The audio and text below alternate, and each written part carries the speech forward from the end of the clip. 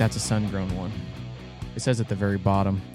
But I think I could be wrong about this, but I think I understood it to mean that most Connecticut leaves are grown outdoor. But they got into the complexity of the leaves. That's where they lost me. You said it says it at the bottom? I think that's what it says at the bottom. What does it say on the bottom? Does it just say Connecticut at the bottom? Mm-hmm. Okay. There are some that say sun-grown or shade-grown, but that one just must be the Connecticut. The center of the logo is a big sun. Yeah, the Perdomo is. So maybe. Those are my, like, if you're like, choose one cigar and that's the cigar you're going to have to smoke the rest of your life, that's what I would choose. Yeah, I like this one. It smells great. I haven't smoked like super duper expensive cigars, like the one you got for your birthday. Mm-hmm. But that is consistent, and I like them. Much better cut than last week. When I threw the dadgum thing across the room. But yeah, it was I like this one. I put it in the thing. It's Drew Estates. I think it's called Underground. No, Undercrown. Yeah. Underground. I got the Perdomo Habano, Connecticut. Oh, that's a good light. Is this one I left here? No. No? I don't think so. Whoa. I just refilled them. Okay. We're good then. You can definitely hear that on the Yeah, we get our sound effects here. Sounds nice. I'm too nervous because You don't light the screen on fire? yeah, I would be the guy that did that for sure. I didn't get to finish my thought last week about the matches. So I found this book I have this book of matches that I light my pipe with. My tobacco pipe. I tried that we tried that one time on the pod, and that did not work. Why didn't that well. not work? I forget. That It's was early. too hard. Yeah, it's too hard, and we have a was fan in here. It was like episode 3. Yeah, and something we were like that. And maybe we'll try it smoke again. pipes. And we were still trying to figure out like what we were going to do and what this was going to be about. And that was probably something that we threw in there a little bit too quick. And we might have should have waited. Your browser, what does this say? Oh, no. Oops.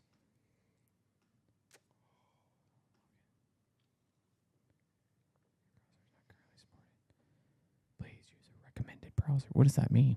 I've never had this problem before.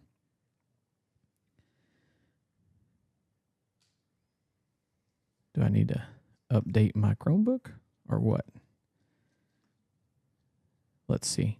Having some issues getting the Twitch stream up so I can look at the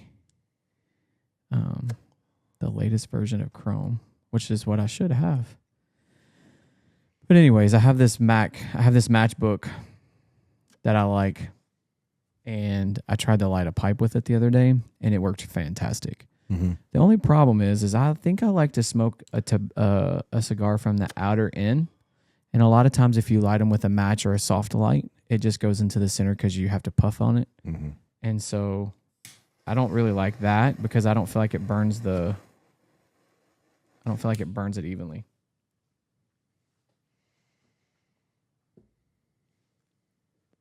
But I do like it. Did you like my Halloween decorations? I did. I'm not a Halloween decorator. I never was until very recently. So this is only year 3. So 2 years ago, 2023, the only thing I put up was there's a Bucky Halloween inflatable, which is still out there. So Bucky was out there. I saw it out there. So I did that 1 year, and I was like, that's all I'm going to do, because I never liked decorating for Halloween. Then last year, I was like, it'd be cool to build a tunnel over the sidewalk. I don't know. And so I planned on doing it for Christmas. I was going to build a tunnel over the sidewalk, put LED lights on it, red and white, kind of like peppermint, candy cane type of tunnel over the sidewalk. But I started building it early because we decorate at the beginning of November for Christmas. So we're right after Halloween. And I was like, well, this could be a Halloween tunnel. Everybody thought I was building it for Halloween. But I was like, no, I'm just getting an early start building this thing for Christmas.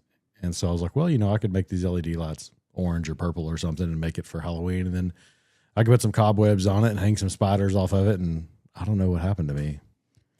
My wife says that all the time. I said, well, we were putting the tunnel up this weekend, and to restretch the cobwebs, those things don't last. So that's an every year type of thing. And I said, I don't know who I've become. Like, I was so against, like, not only just didn't decorate for Halloween, I was like against it. And against decorating for it? For Halloween, yeah, I was like, I thought the decorations, I just didn't like them. But now we've got the spiderweb tunnel, we've got Bucky, we've got a family of pumpkins and ghosts, and we've got a huge, like, jack-o'-lantern scary dude as tall as the house. I didn't buy that. One of our friends gave that to me. Okay. He was like, this is better used at your house. I was like, okay. Well, we're Christmas people. We have the inflatables for Christmas. Yeah. And I'm afraid I may have outdone myself this year because I think I may have accidentally promised my son that we would get a Santa Claus as tall as the house. Well, better get on that. So I've been on the search. But we had an 8-foot snowman. But as what usually happens in winter around here, it got blown away. Yeah. It got blown away. And I had to go pick it up, and then there was a hole, and I tried to fix it with a plastic patch, and it just didn't work out very well. Trampolines and yard decorations are what blow away. Oh, in Texas. Man. Yeah. That's what we lose. I think I told you about that. We had that trampoline blow out. We've had one happen too. Yep. It definitely should not have happened. We definitely should have just had it better strapped, but we definitely had it. It's not going anywhere now. It was funny last year. So there's a neighborhood kid. He's in college, and he puts lights on houses, and so I don't do that. And he came on November 1st. Like, I was one of his first rounds that he made putting lights up. And so I literally had a picture of, like, our yard for Halloween, and all the trick-or-treaters coming by and everything. I was like, October 31st, and it was like November 1st. All of that was gone, and there were Christmas lights on the house. Like, oh. Yeah, I'm not quite there. I know we talked about it last week about, like, it's like your deductible, but I'm not putting them on top of our house. Look how this thing is burning. Yeah, I think you got it lit. It might be lit wrong. Yeah, it was. But that's really, it's like straight down the middle. That's cool. Kind of. I'm just almost smoke half a cigar, but I'll smoke down the left half. By the way, I've had several people comment on your upholstery. The Twitch just said something about it. Your upholstery sign, because it catches in the Twitch camera. Oh, okay. Not all. It's not on the YouTube, but it's always on the Twitch. Yeah, family business. Yep. My granddad started that right after he got back from World War II. He didn't actually see combat in World War II, but he was on the ship headed to Japan when the war ended in late 1945, or I guess late summer 1945. Can't get that thing to light. And so he started that business. He knew he wasn't going to go back to the farm, so he taught himself how to do that. And my dad learned it as a trade and continued it as his business. I learned how to do it, build furniture and do upholstery. That is not my career, but a good fallback. That was yeah. And I've built some furniture in our house and upholstered some furniture in our house, and it's good to know a trade. I like knowing it, like it's a family business, the heritage of that. And so that was one of my dad's first signs for when he opened up his business, because there's I don't know how much of you can see at the very bottom has that number 2. So my granddad's business was still in existence, so my dad had to put like number 2 at the bottom. Yeah, because it is. Okay, that's cool. Was that on the fence on his property? No, he had a building in Rockwall first, and then Fate. I guess the only one I knew about was the one where you lived. Yeah, that's when he kind of semi-retired, built a shop behind the house. Is he still doing that? A little bit? Yeah. I mean, my granddad did it until just maybe 5, maybe 6 years before he passed away. And Really? Yeah, I mean, he was still doing some a little bit. here and there, just kind of more or less hanging out at the shop with my dad, doing a thing or two every now and again when he was, early 90s. Yeah. No, I was, and we don't have any of that in our family as far as like things that have been passed down, other than that. It's kind of cool. I mean, you are in the same profession as your parents. Yeah, but it's not a trade like that. Yeah. You know what I mean? I definitely think that that's an advantage, though. I will say, my parents were both educators. My wife and I are educators, and that's the path that my oldest daughter, has chosen to go down. So it's like, it definitely comes very easy to her. Like I can see it, and people around her know. So it's like, it makes it a lot easier. She kind of knows the life. Yeah, and not only that, like she knows how to interact with people. She knows how to interact with kids. So that's all she knows. So it makes it easy on her. But I was telling you before we started, we turned the microphones on them. We had our rehearsal dinner tonight for the, I talked a couple weeks ago about the bachelor party. I did not go, by the way.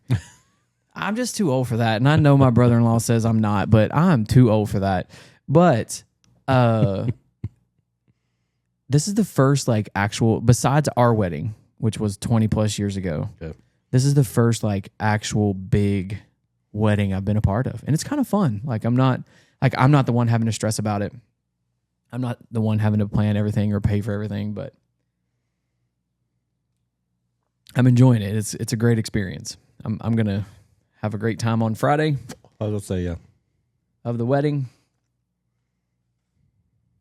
It's kind of interesting because I haven't been to a wedding in forever. Well, we're out of that phase of life, if I'm being honest. Yeah. And like but this is just the reality of where we are. Anybody who's getting married again a second time or even a third time is probably not having a giant wedding. Not usually, no. It's usually like a destination or something easy. And I'm not in that circle that gets invited to the second or third wedding with anybody that's had one of those recently. We got invited to a couple weddings when we were younger, but I think I've probably been to less than 10. It just wasn't, I don't know. Yeah. And like, this is something that we talk about a lot with coaching and stuff. You get invited to graduation parties and you get invited to weddings and you get invited to baby showers. And it's like, who do you pick? Yeah. Like, who do you pick to go to, Because if you don't go to one, but you show up to another one, it kind of shows a little bit of favoritism. Yeah. So I just have always kind of taken the stance of I'm just not going to go to any unless it's like a very special, like a special situation. Like we went to a couple of senior graduation things last year because that was my daughter, and then a couple of years ago we went to a handful because like my brother-in-law had graduated and they were all his friends. So it's been a good experience and I'm enjoying it. So. But I'm sure as you start to talk with people about the podcast and telling people about it, I told someone about it. It's probably like 3 or 4 months ago. And they started listening back to one. And then when the Charlie Kirk situation happened, they fast forwarded it because they wanted to listen to what we had to say. And then now they've gone back and listened to it. And they go, you guys need to disagree more. And I'm like, okay, what do you mean? And she's like, they were like, I just think that like it would be a little more entertaining if y'all would just argue. I'm like, well, first off, that's not who we are. Second off, like we're pretty aligned. I mean, there's been several things that we've had disagreements on, but it's like that's kind of the point of the podcast. I think we do disagree. I think usually on every episode, just about there's something that we have different takes on. Right. I just think we do it really well. Yeah. Because I don't think if I have a different take on something, I'm not trying to convince you of my take. Yes. And that's kind of what I explained. But we are like really generally aligned. Yeah. We need to get, now that we have the screen, we should, instead of having the poster, we need to have our chart I can pull up every now and again of kind of where we are on right and left. And we could keep it updated that way too. Yeah. I mean, could stay up there. We'll add that in, especially as we get, a few more months in and closer to another election year. Yeah, that's going to be something we're going to definitely talk about. But it was kind of interesting because it was like, wait, you want to listen to somebody argue with each other? Yeah. I don't think we're the guys for that. But and like there hasn't been a whole lot. Like I talk with people, like I say, we travel. I find the same thing with a lot of people I just talk with. Right. Like that are from totally different parts of the country. You know, whether we're in Vegas or wherever we are, you know, find somebody maybe from the East Coast or left coast or right in the middle. And I'm talking to them about stuff or they're talking about stuff and I'll kind of hop in the conversation, ease my way in a little bit. And it's like, man, we agree on a lot of things. But because I think right now we talk about a lot of current events, but we talk a lot about politics too. I think honestly right now there's actually a lot of agreement politically. If you really just took people across the whole country. Now, I think if you look what's being put out in the media, that's what they do. They put out that disagreement and the shock takes in order to get the clicks and the viewers. Which if we're trying to grow a podcast, maybe that's what we should do. But I think if you just take a wide swath of America, you really would find 85% of the issues people agree on, especially right now. But I don't think that's necessarily a bad thing either. It's not a bad thing. It's amazing to me too. Like when you we'll have to get a little bit deeper into this here in a little bit because I kind of wanted. It kind of goes into some of the things in the later on down in the spreadsheet. Yeah, we got some stuff about that. So I do want to talk about homecoming this week. So homecoming this week. So again, for those who don't know, and you're maybe just listening to the first time, I'm a school teacher. I teach at the high school, and so I have split classes between juniors and sophomores. So on Friday was like bring your mom to school day. Yeah. And I had a student who's from Alaska in one of my class periods, and they were telling me that like when they first got to Texas, they were trying to explain to their mom like what this was, because obviously they had never seen it before, and so therefore the mom had never seen it before, so she didn't really have a clue what it was. And I was like, "Well, how did you do that?" He was like, "It's just flowers, right? It's just flowers with streamers on it." Yeah. So I look up and I've, like in older classrooms that had like chalk on it. It was a chalkboard. They would have like the little things you could slide the butcher paper up into it. Right. So there's hooks all along the tops of those. So I have 3 boards that have that. Well, then each board also has like a flag hanger on it. So there were 15 of those hooks, okay, and 4 open flag hangers. So 19 hangers. At one point, I had every single hanger full of a mom, and then my back table was covered of them too. Yeah, because they're just so big. I wish I had taken a picture of like all of them up at the same time. That happened after I graduated. With the super huge ones. Yeah, and there was a young lady at our school that had one that I promise you, if you and I had been standing side by side, I'm going to stand facing the camera so you could see. I'm not just a super wide gentleman. But like if you and I had stood side by side, it would have been wider than the two of us.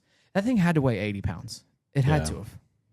They do get to a point of ridiculousness, but like my daughter's a senior and they have the tradition at their school. I don't know if every school does this. The seniors have white mums. Yes. And so she had white and pink, and hers was about as wide as she was. And she's just a little skinny ballerina. But I feel like that, when I was in school, that would have been, oh my goodness, that's the biggest thing I've ever seen, right?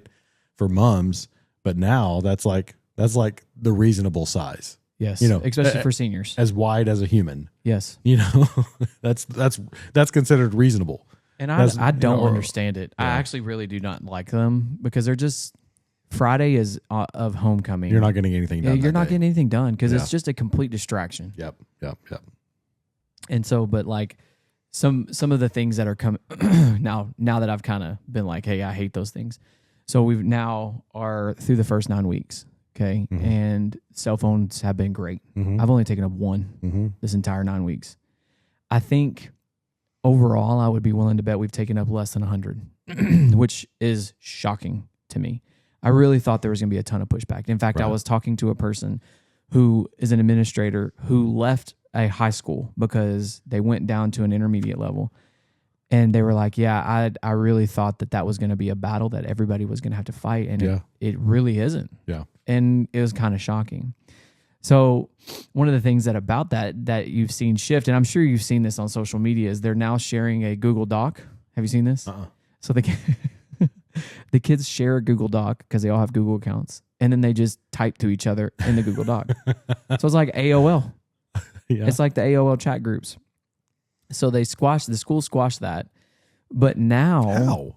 Because it was a distraction and it was I know, but becoming. like, how do they squash it? I don't even really Like, know if I'm how do being you honest. how do you get in trouble for having a Google Doc open on your? Well, I laptop? think it was the amount of. I don't know. I'm sure there was a way they were tracking it. I honestly, I don't even really know. like a straight up chat room. That's all it is. Back in the day, is man. a chat room, and That's so awesome. they also have started bringing digital cameras to school.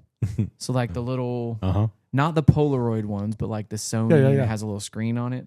We I still noticed have that. one in a closet on a shelf. Yeah, I've noticed that there's been more of them bringing them to school because they That's want to funny. take pictures at school. Okay. And so I'm wondering, like, is that going to be the next thing that's banned? I hope not. I don't have a lot of pictures when I was in high school because I didn't have a phone in my pocket. Me neither. You know, I think it's kind of cool that my daughter has all these pictures of all these memories she's got.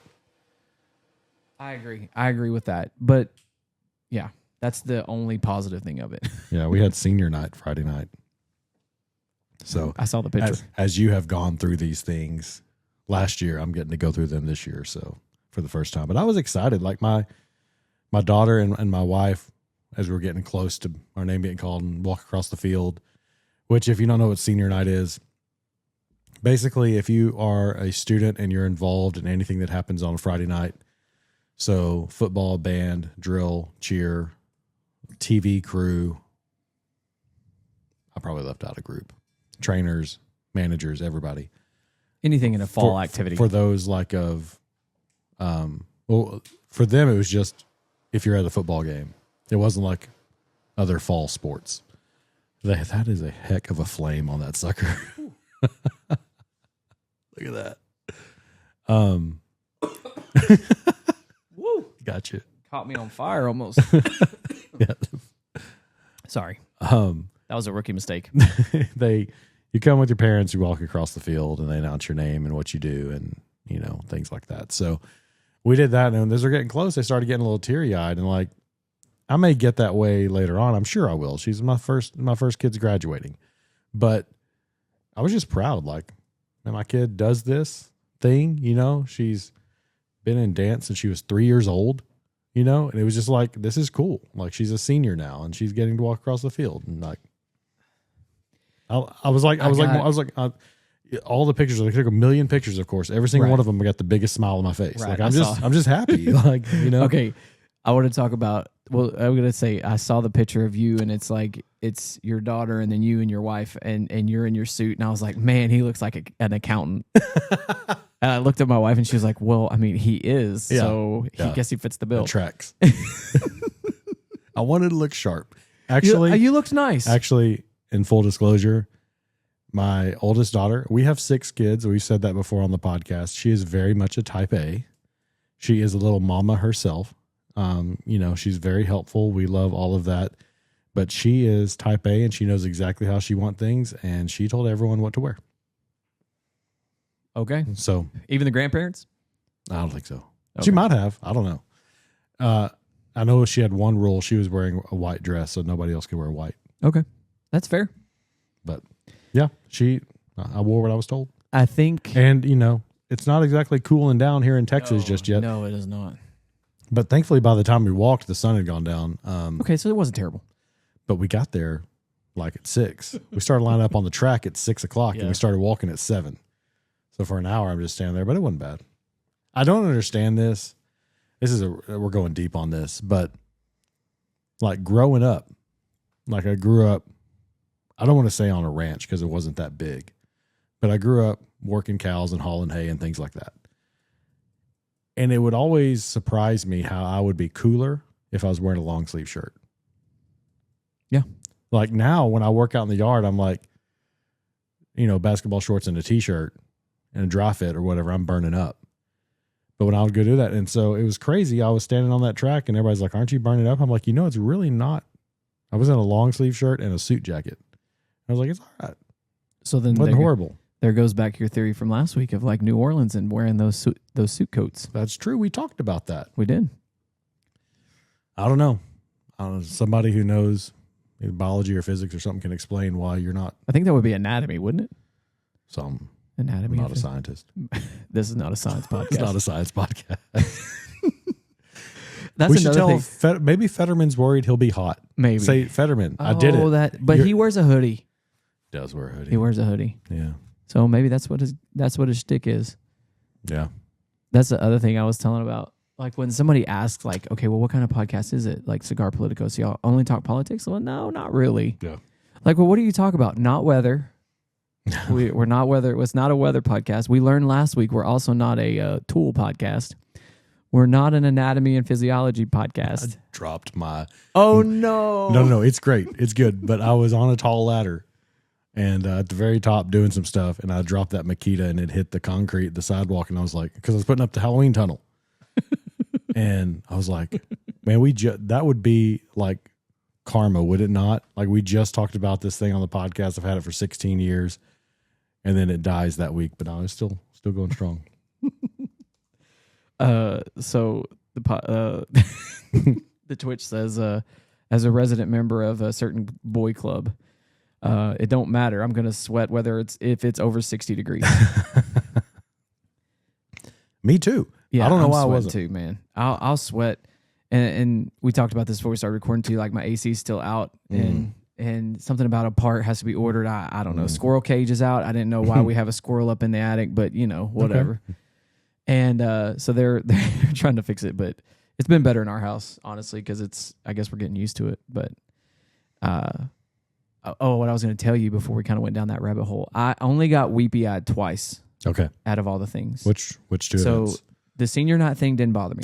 Yeah, because that didn't bother me. And maybe because we'll hit on that for a second.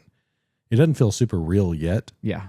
Were you in the same boat? Yeah. Like I know she's a senior, but like I find myself like we're planning stuff that's going to happen next fall or whatever, and I'm like, oh dang, she's going to be in college. That's like I'm having that's coming to mind. That not automatically. But that didn't make me weepy-eyed. Now, for like volleyball, it's a little different because like it's only the volleyball girls. Mm-hmm. I was sad/happy because like again, I was like you, like she's worked so hard for this. We're having a successful season. I got weepy-eyed the last game of the last play when we lost. Mm-hmm. That got me. Yeah. Not right now. I'm just kind of choking on that smoke still. That got me. And then graduation night when it was like, okay, this is official. And they called her name. And I was like, okay, that got me. But everything else, I was just super proud. Right. Kind of like what you are. Yeah. Like, this is what you've worked so hard for. And now you're getting to enjoy it. You're getting to enjoy the fruits of your labor of like being able to enjoy your senior year. Mm-hmm. All of those things like prom and homecoming dance and, senior this, senior that, so all of those things I really, like I just tried to be, my saying all last year was just be where your feet are. Be where your feet are. So just be present as often as you can, physically and mentally. Because I didn't want to physically be there and then be thinking about something else because I missed out. But I was very, very intentional about that. So that's the only thing that I think I would suggest as to like a senior parent is always make sure that you're just where your feet are. Don't be thinking about anything else. Block it out and be focused on that moment. Because it's like, because before you know it, senior year is over, and then, I mean, for us, she didn't move out, so she's still living at home. And so we still have that part, but she's definitely not near as home as much as she was before. Yeah. But that would be my suggestion. That is good advice. To that. Did you see, we talked a little bit, I think last week, it would have been last week, about the Turning Point doing a alternative halftime show. So I think that was still new in the news, and we talked a lot about Bad Bunny. We did. But I don't think that I recognized that it was there, but I don't think that was... discuss it. We did talk about Bad Bunny. We talked about that, but I know that was happening, and maybe you and I texted about it. Did you see the lineup got released? I have not. So this is a blind read. I saw it on the list, but I didn't look. We need to get you a mouse. I've got one. Okay, so Kid Rock is headlining. Ted Nugent. This is not what I expect. Let me just from the very start, this is not what I expected. When they're like, TPUSA is going to have a alternative program, I didn't expect a concert. Okay. I don't know why. Like, that makes sense. They would have an alternative concert. But I thought they would have. I don't know what I expected. Like I don't know, speeches and people talking or a rally, more type of thing. Okay. That's kind of more of what I expected. But the lineup looks like it's more of a concert. And I mean, I also didn't expect it to be like Screaming Eagle, beer can to the right, but USA hat in red. And before, honestly, I thought I was like, I may watch. When I heard about it before, I was like, I'm probably going to leave it on Bad Bunny for the Super Bowl, but I'll go back and watch the Turning Point thing after. Now I'm switching over to this. I'm going to switch over to 100%. this. 100%. Yeah. So for those that are just listening, it's And Kid it's- Rock, Ted Nugent, Travis Trent, Jason Aldean, Aaron Lewis of Stained, Yeah. John Rich of Big and Rich, Yeah. Lee Greenwood, and I don't know how to say that one. I don't know who that is. Forgiato Blow. I don't know who that And is. I don't either. And a guest appearance from Measles, which now we have a list of who we know is conservative. As if you didn't already know. Well, I mean, of course, Nugent, man. You follow Yeah. if you follow him Well, on and the Jason socials. Aldean too. Yeah. Kid Rock literally was at the inauguration. And was in the Oval Office too. So, didn't necessarily know about. You expect like maybe Travis Tritt, Jason Aldean, they're country singers. Aaron Lewis of Stained, I didn't know that. Didn't know I that. like that guy though. Yeah, I like his music. I mean, that's going to be entertaining. John Rich has a podcast. That was expected. Lee Greenwood, of course, he's at not every single, but a lot of Trump's rallies, and I have no idea who the last two people are. And they'll probably add some, right? This is who they have right now. They just kind of put this thing together. So, but I'm definitely 100% turning over to this. Now, I will say, And I'll watch the Bad Bunny clips after. yeah, I will say these guys are not as big as Bad Bunny, like as far as like popularity globally. That's what I'm going for. So, but I think that more people will probably, if you're in America, you're definitely going to, I don't know. How would they determine like who flips over? They don't have a network yet that's agreed to pick it up, but somebody will. For This lineup, sure. yeah, some network's going to pick this up and get this ad money 100%. I think when it was first announced, it was like, well, is it going to have to be streaming but I think now one of the big four is going to pick it up. But then I just wonder, no, it doesn't. It can't be Fox, CBS. It'll have to be NBC. No, they all have deals Every they all big one have has deals NFL. with NFL. What station is the Super Bowl? But does on the this year? NFL? The NFL doesn't tell the network that doesn't have the Super Bowl this year what they can and can't show. Do you? I mean, I just assumed that they did. The networks are bigger than the NFL. I don't. Okay, everybody wanted us to disagree. I think they do. No, they can't tell them. Every single network plays something. Like one of them always has a dog show, which It's a great show. It's a great bit. yeah, one of them always has like the Westminster whatever dog show. They all try to play content that will pull people away from the Super Bowl and get somebody watching them that night. Like they can't just like roll over and say, "Oh, everybody's going to watch the Super Bowl. I'm not going to show anything." Well, I know They're all but trying to compete with the Super Bowl. Just because they didn't get it, that doesn't matter. And the NFL's not going to tell them, "Well, if you show this, we're not going to give you any football games next year." Yeah, right. The Twitch says Newsmax. They do have a network. It can't be Newsmax. It's got to be bigger than gotta be Newsmax. bigger. I mean, it might be right now. Okay, so it's going to be nationally broadcast on NBC, Okay. and then it will also be live streamed on Peacock. See, I was listening Tuesday or Wednesday of this week, and they didn't have a network yet. It's not going to be on Rumble either. Twitch. Well, that's all Charlie Kirk's stuff is on. Oh, is on Rumble? All of his. If you go to all the his clips on TP USA are Rumble links. Really? I did not know that. I mean, a few that I looked at. I don't know if all of them are, but I know he uses it. I would not be shocked if it's on like YouTube. I think it's picked up by multiple. I'm sure they would love that. What if it's just picked up by all the streaming services? What if they go to them and they're like, all right, Amazon Prime, Netflix, and YouTube? Bezos was at the inauguration. He was. Or Facebook. What if they run it on Facebook Live? It's got to be on more than that. You almost did it too, right I there. almost did it. This thing's got a flame on it. But here's the thing, and I say this with all due respect to those older than us. There's a lot of people older than us that are going to want to watch this. Yes. And they're not going to watch it on Facebook Live. It's got to be on a network. Fair point. But I just think that, I don't know. Like, do you think Kid Rock sings I'm American Badass? I bet he does. Yeah. Odds that one of the first two acts, which would obviously be Kid Rock or Ted Nugent, has a gun on the stage. Did you see the SNL bit? I have not. It's not on the rush. Go watch it.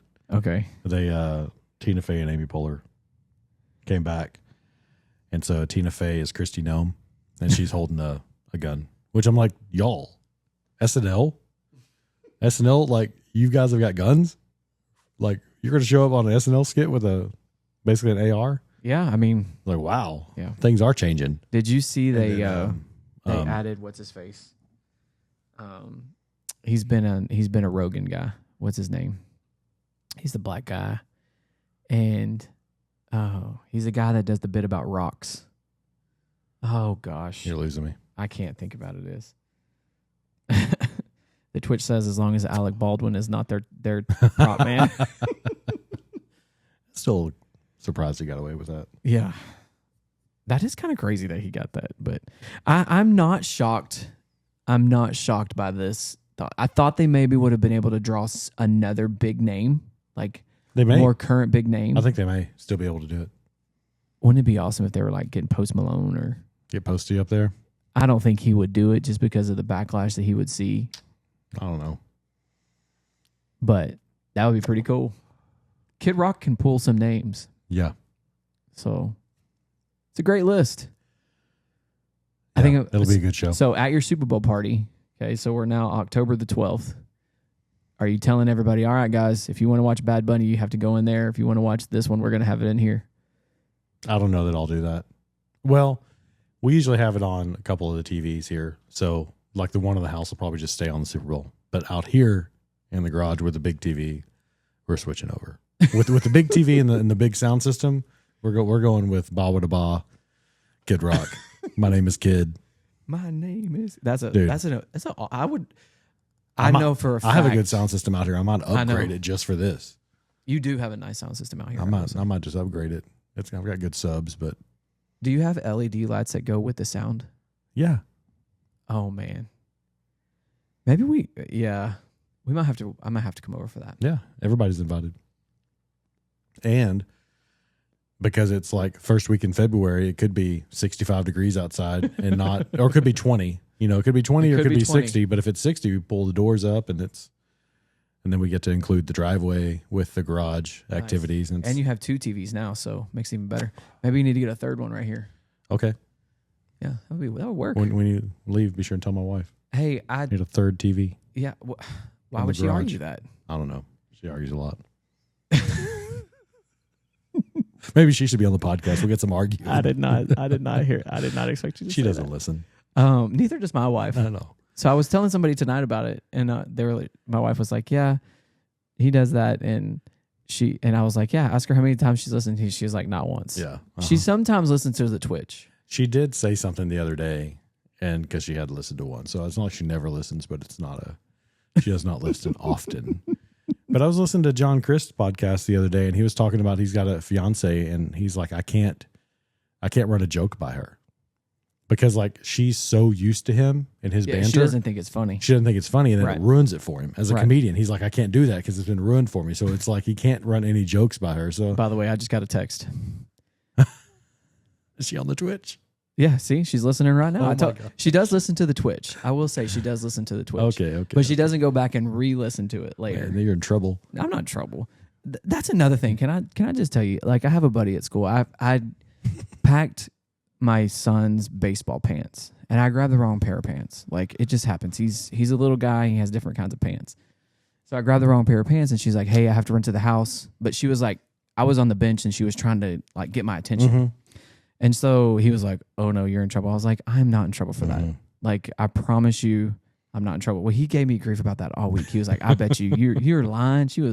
I was like, she was definitely not mad at me about that. But yeah, she'll listen to the Twitch. But she does not go back and re-listen to it. No. But love you, honey. Good call. I'm kind of shocked Kid Rock is there. I'm shocked, but not shocked. I'm not. Does that make sense? No, I figured he would. Well, here's the thing. Like when you asked if he was going to do that song, I feel like TPUSA does have to keep a certain Christian decorum to the show, if that makes sense. All right, the ladder's calmed down. Yeah, a no, little I bit. turned it down. Good. So I don't know if he'll do that. I mean, Ted Nugent, he's a rocker too. Mm-hmm. He's got some songs. Jason Aldean too. I'm excited about Aaron Lewis. The last year or so, and I'm late to this party, I've got a neighbor who, like, I had a couple Stained songs on a playlist, and he's like, man, I love Aaron Lewis. And I was like, okay. So I started looking at more of his solo stuff outside of Stained, and then, yeah, I'm excited about that one. My wife said once is enough. Can I? No, I'm not going to say that on the pod. We'll get canceled. And then I'm probably going to look up who these other two people are. I did not know Aaron Lewis had a solo act. He has some solo. He has what is that song he does with? He does a song with Amy Lee from Evanescence. 1,000 Miles. That's a good song. They have a good duet together. Twitch, does Lee Greenwood sing "God Bless You, the USA"? Yes, that's him. Oh, And that's probably the only song he'll do. yeah, you're probably right. You You're probably right. I did not. But it's a good set list. And If it was Dr. Dre, Eminem, that group, I'm not flipping over to this. yeah, that's what I was trying to think of is who would I not turn off? Any of the ones that we listed, the last 10. But that one they had when they opened up SoFi, Who was that? that was Dr. Dre and Eminem. Yeah, no way. And I'm not Snoop. flipping over from that. Yeah. I think any of the last 10, I would not flip over to this. Not the last 10. There's been some duds in there. Like last year, I wouldn't have flipped over from that. From Kendrick Lamar? No way. I would have flipped over to this from Kendrick Lamar. No, I don't think I would have. Not once it got started. Maybe No. I would have. And it's not like you're never going to get to see it. Right, that's true. That's true. I just think like if you're like, which one am I going to watch first? I would have watched this over Kendrick Lamar, but I would have gone back and watched Kendrick Lamar. And that was a good show, whatever you may say. Yeah, I agree. I liked it. Well, and But it is definitely, and there'll be people that will love Bad Bunny. and a lot of them. Yeah. Well, I've also seen on TikTok, it's like I now have 127 days to learn Spanish. Yeah. And it's like a guy, and he's like trying to write down the words, but he can't understand the Spanish that Bad Bunny. I've actually tried to listen to some of his music this week just so like I can. Yeah.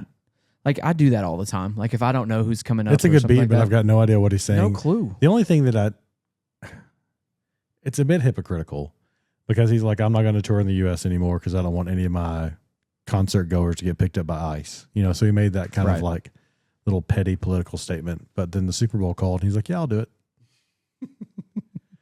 Like it's in the U.S. Yeah. Where is it even being played at? I didn't even look. I just looked it up where it was. Levi Stadium in Santa Clara, California. Oh, so the new Niner Stadium. Yep. That's a nice stadium. At least it is on TV. Mm-hmm. It shows well on TV. Cowboys suck. Let's move on. Yeah. But like when they were running out the clock today, my wife was in the garage with me. And she was like, oh, they're going to lose because we're running down to 3 seconds and kick the field goal, right? And I was like, I'm still in the boat where it's like when they lose, I have the silver lining of we'll get a better draft pick. Okay. Because I don't want them to lose. I'm going to Vegas this week. I'm going to wear my Cowboys gear. Like I'm not not a fan. I'm going to wear my Cowboys gear. Right. People are going to talk smack about the Cowboys the whole time we're there. And I just have to find out who their team is so I can decimate them on their team. Now, that doesn't work with some other teams, but it does work on like the Giants. Like when we were there last time, we had a couple of New Yorkers who were talking smack about the Cowboys. And I was like, well, what's your team? They're like, we're Giants fans. I'm like, Giants fans? You do realize the two worst records in the entire NFL for the last 10 years belongs to the New York Giants and the New York Jets. They're terrible. In point differential, they're in 31st and 32nd place. Now, I know you're excited about Jackson Dart and run through a wall Scatterboo, but I like those two guys. I still think we're going to beat them. I think so too. But I don't know. Heck, I think we're going to beat them. What was the guy? Rico Dowell. Rico Dowdle. At 205 yards today. Yeah, 206 last week. Jesus So, Christ. we Maybe they're can't- going to trade or something, get a better. I don't know. I just think we have their number. I think it's one of those things where the matchup doesn't matter. I just think when it comes to the Giants, we have their number. That's fair. Like when the Giants played Brady, they had his number. That's I think fair. there's just some matchups that work out that way. It was great the Eagles lost. Yeah, I mean, it's like I don't want to really root for the Giants, but I do want the Eagles to lose more than I want the Giants to lose. So yeah, I'll take that. I'm telling you, I'm gonna root for Scattaboo and Jackson Dart because I just like that. I like that guy. It reminded me of I almost put it on there, but obviously we don't like to play foul language. But the interview with oh gosh, now I'm gonna go blank. The Seahawks guy, what's his name? Marshawn Lynch. Yeah. When he says all you gotta do is just run an MFer over and over and over and over and over, and eventually you just keep running them over and they get out of the way. Unless you're Pete Carroll and you're on the 1 yard line. Oh man, what about that? That will never go away. I don't think that will ever go away. Yeah. I don't know what this Delta Flight red hat guy is. All right. I want to play the video first, and then we can talk about it.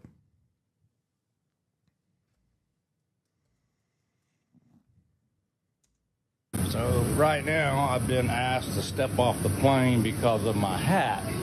Can you believe that? So now I'm waiting for the captain to have a word with me, and I'm flying Delta. And I went on there and sat down, and I haven't said a word to anybody. I haven't done anything. But because of my hat. Social media. So it's a red hat. This is the hat. So some people complained. The captain comes, brings the guy down the jet bridge, gets him off the plane down the jet bridge and said, hey, like the captain, according to reports, I didn't get this on video or find this video, but according to the reports, the captain was like, hey, buddy, I'm more MAGA than you are. But I understand, like, you think it's because it's a red hat, but it's some people complained. Can you just hold it in your lap and not wear it? We can get on down the road. And I'm not going to bury the headline. I'll come out and say I have zero problem with the captain asking him to do that. It's like we talked about last week with parents in the stands. Like Right. if you may think it's like the lowest of lows of cuss words, but you have a cuss word on your hat and you're on a flight with kids and people, like there is decorum for being out in public. So I got zero problem with the captain saying, just keep it in your lap. I don't have a problem with it either. But the story is, no, you're supposed to disagree. But and I'm sitting here thinking like I was gonna try to, if I'm being honest with you, but I don't like. I think that there is a moral compass of the country that we have to bring back. Yeah, and it doesn't. And I don't. And it's like, here's the thing: whether you're listening right now and you're like, it's just the A word that's in the Bible. Like, how can that be a bad word, right? Whether if that's your opinion of that word, fine. But there is a certain decent human being thing. Like if I'm wearing that hat and I think I'm fine with that language and whatever, wearing that hat in public, and someone says, hey, could you mind taking that off? Like I'm going to sit in an airplane and look at you the whole time.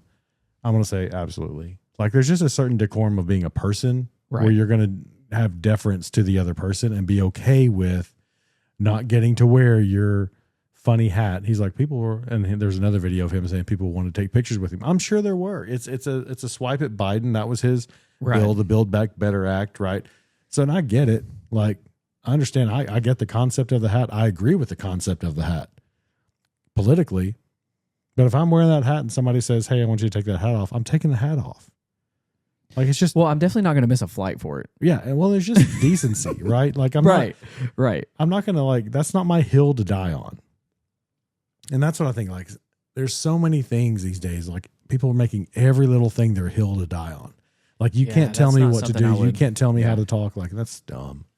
I have a hat that I like to wear whenever I'm in certain groups of people, and it's not appropriate. Okay, it is not appropriate. Like, I would never wear this hat where there's people going to be taking pictures. Where there's people. But I really like the hat. It's a funny hat. Yeah. And so I'll wear it. Like, I would never wear it over here. I would never wear it on the podcast. Yeah.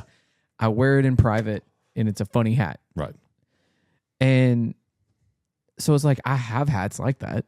Yeah. But I'm not in a public place. I'm definitely not going to wear that. And I have the same issue with like shirts that are almost vulgar, Mm-hmm. but not quite vulgar. Yeah. And it's like, that innuendo is a little too close. Yeah, but there's a time and a place for that, you know? And like, first of all, don't wear that in a place like this guy's traveling. He knows there's going to be a lot of people. I forget where. I think he's flying out of Atlanta. I could be wrong. You have a lot of people who would think that hat's funny. But man, don't make a big deal out of it, and don't get on your phone and then hold your hat over here kind of out of frame and just kind of wave it so it looks like a Make America Great Again hat. So that gets the story. Yeah. And that's what got this guy famous. If it's not just a red hat that people initially thought, oh my gosh, Delta, because he mentioned it, he's like, I'm flying Delta. He didn't say what was on the hat in the video. So he's trying to get people in his video to think that Delta is kicking him off of a flight for wearing a MAGA hat, and that's not the case. Like, so in the end, regardless of the issue, I don't like the guy anyway because he's being dishonest. And he's trying to stir stuff up and be dishonest. Also, he's making me be delayed. Right. I used to fly a lot. Don't fly as much anymore. But like, here's the thing. I don't care if your kid's crying on a plane. It's hard to have a baby on a plane. Right. I don't care about that at all. I'm not going to be the person having a baby on a plane would be very difficult. I'm sure it's happened. Oh, I guarantee it's happened. But I know what you're saying. Yeah. And I agree with what the Twitch says. It says curse words on clothes are trashy. They need to go back to not being tacky to own the libs in public. And like, I agree. I agree with that. And not, again, just like what we said at the very beginning of the podcast, 99.9% of the people are going to agree with that. Right. Especially when you're inconveniencing somebody. Right. Like if now you're just the pilot walking down has to come out of the cockpit. He's got to go down the jet bridge. He's got to talk to this guy. Just put your dang hat in your lap. Like, and I would be willing to bet. I would be willing to bet that the stewardesses or steward, did not want to confront this gentleman. No, I can almost promise you they did not. I know. And he was looking for a fight. He was, and he made that video to make everybody think that he got kicked off a plane for having a MAGA hat. Yeah, that's dumb. And that's a dumb stance. And at the end of the day, tried to do harm to Delta by calling them out, under false pretenses. Did you find out if he got on the flight or if he actually just stood off of it? I have no idea. That's dumb. That's a dumb hill to die on. I've given this guy more attention than I wanted to, but yeah. I thought it was worth bringing up. and the Twitch says, "Gotta love that angle of the video, the classic boomer."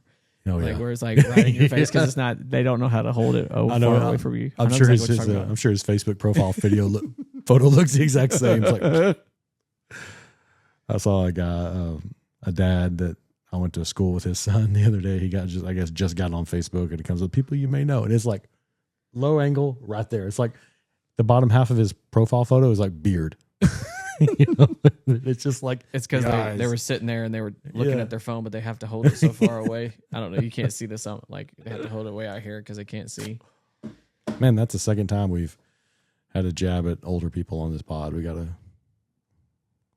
I don't like inconveniencing. When I'm inconvenienced because of a hill that you're trying to make a stance on, yeah. I don't care if it's left or it's right. Yeah. There's a time and a place for it. An airplane is not the time or the place for that. Especially if you're looking for confrontation. Yeah. Like if you want to wear the hat and then somebody very politely comes up into you and says, "Hey, please put that. There's been some complaints. Do you mind?" Of course. Yes, ma'am. Yeah. But just some decency. That's all I have to say about that. That's right. Speaking about decency, FAFSA is not decent. So I saw you put that on there. That was another senior thing. I guess we should have gone back. Yeah. So why is... Because I got the email. Yeah. And it says, "Hey, parents of seniors, be sure that your child fills out the FAFSA. It's required for graduation." And I was like, wait a second. Now, first of all, my daughter is going to go to college. She's in college right now. And she's going to continue on and get her degree and go to college after she graduates, but not everybody is. And so that was my first thought is like, okay, that's fine, whatever. She can fill out the FAFSA scholarships, hopefully not loans, we'll see, but scholarships for sure. I don't mind her filling it out, whatever. But what about the kid that knows he's not going to college? He's not just trying to graduate from high school and then he's, already has a trade. He's not going to have to go to a trade school or anything, but he already has a trade and he's going to go out and do this work. Or he's going to go to a trade school, but he's just going to pay cash for it because he's already working. Like, Right. the kid does not need to fill out the FAFSA. Like, why do they require it for graduation? So I saw you put that on the run sheet. So I asked on Friday, and this is the person who does our senior stuff. This is the statement that, and it was almost like she had it memorized. It says, to ensure every student has the opportunity to discover and access financial resources available for post-secondary education. And then your response was, AKA sign up for crippling debt. Yeah. I mean, I think the original intention is to make sure that everyone really knew. Like, I think I saw it was like in 2022, but you know how government works. It would have probably actually been past pre-COVID. And so then this is the time that they put it, you know what I mean? Like, that's what I would guess. But I don't know. Yeah. And it has become, this goes back to what we talked about last week with the changing of the STAR test as part of the accountability. And to ensure that every district is doing their best to make sure that every student is college ready. Yeah, but why? Not every student needs to be college ready. I don't disagree with you. Let's get Mike Rowe on the podcast. And a lot of those schools do take financial aid now too. Yeah. So like you can go to a trade school and you can take out financial aid for that. You could, but probably not smart, but you can. You could, but also like there's plenty of people who will go into trades but don't need to go to a trade school. Correct. Like they don't need a license or anything. Correct. You know? Correct. And I think like, okay, fine. It's going to be a requirement of the guidance counselor to talk with every student about it. Okay. Right.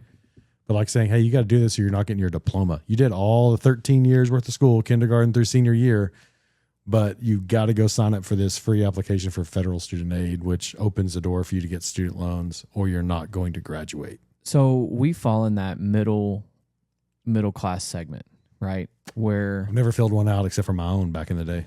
oh, you're gonna have to fill one out now. I know, or she's not going to get to graduate.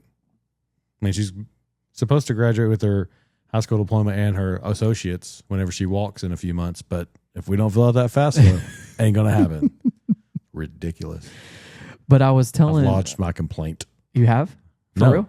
Or are you just doing it now? Just now. Okay. I've lodged Okay. my complaint. I'll, I mean, because we're going to fill it out because she's going to go to college. I just don't think it's right that it's a requirement for graduation. So we fall in that category. So is that what you're saying is, and I didn't know this, like we're educating people.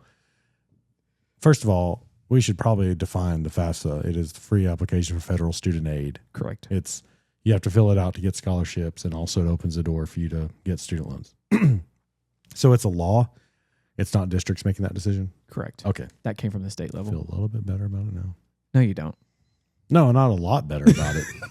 But it does give me like, okay, I'm not mad at my school district. No. It's not the school district, I promise. But I will say it is part of that accountability that's part of that grade, you know, the A through F grade. That is one of the measures at the high school. How many of them fill out the FAFSA? Mm-hmm. That's ridiculous. And there is a percentage. I don't know what that percentage is. I'm assuming if it's in the high 90s that you get, if you don't have in the high 90s, you get dinged. Mm-hmm. I can imagine. But you know, the impetus behind that was not what they say it was. No, absolutely. The impetus not. behind that is not so students are aware and so students know. The impetus behind that is to make them take out student loans. For the kid who says, well, you know, I really can't afford college, or like maybe I can't afford to go to this school, so I'm going to work and I'm going to go to a smaller school and get my degree.